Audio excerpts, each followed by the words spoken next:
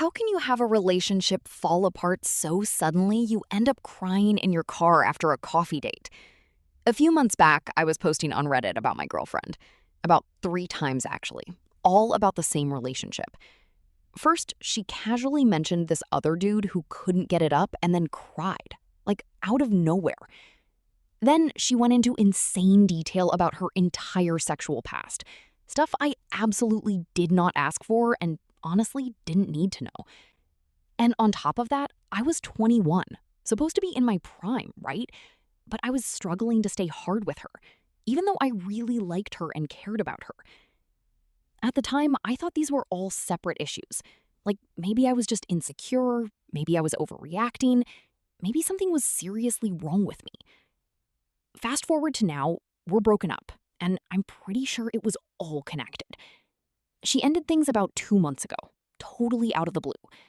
That week, she was going through some mental health stuff, felt like I wasn't comforting her enough. I'll admit, I wasn't always the perfect emotionally available boyfriend, and I'm not trying to pretend I was innocent. But looking back, it really feels like she was already halfway out the door and just needed a reason to jump. So Friday rolls around, we meet for coffee. She just got some new tattoos, and it sounds small, but I remember looking at her and this weird disconnect just hit me. Like my brain just told me she wasn't my person anymore. Then we get in the car. She was supposed to drive me to the mechanic. And suddenly she starts crying, just blurts out, I can't do it anymore. We hugged one last time. She even asked if she should still drive me to the mechanic. And that was pretty much it. We haven't spoken since. No closure talk, no final conversation, no checking in, nothing. A few days later, I unfollowed her because she was liking stuff that made me feel like the bad guy. Then she unfollowed me, and poof, completely out of each other's lives. The first day after the breakup, I was a wreck. Cried, shocked, felt like it came out of nowhere. But here's the wild part. The longer time passes, the more relief I feel. And I'm not saying this because I hate her. She's not a bad person. I loved her, and I think she loved me too, in her own way. I think we both suffered in that relationship, and we both kept trying because there was real love there. But love just wasn't enough. Looking back, I was not okay for a long time. I slept terribly, constantly overthinking. My appetite was shot. I felt anxious and restless. I kept trying to figure out why I was so uncomfortable, why I couldn't relax, why intimacy became this mentally heavy thing for me.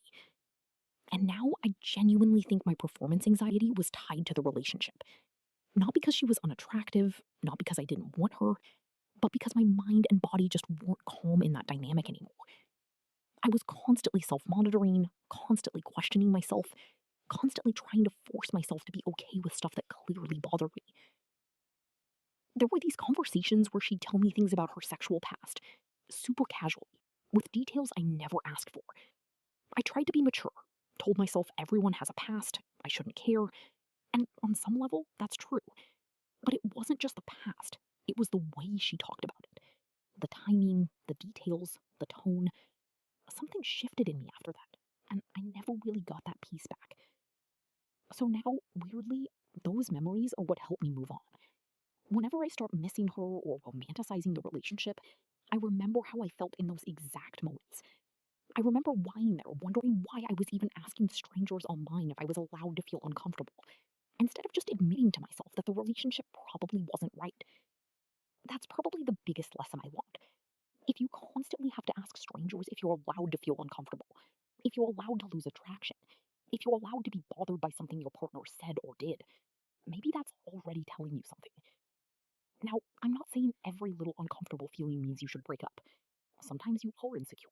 Sometimes you need to communicate better. Sometimes you need therapy, patience, maturity. But sometimes you're just not compatible. And that possibility is real too.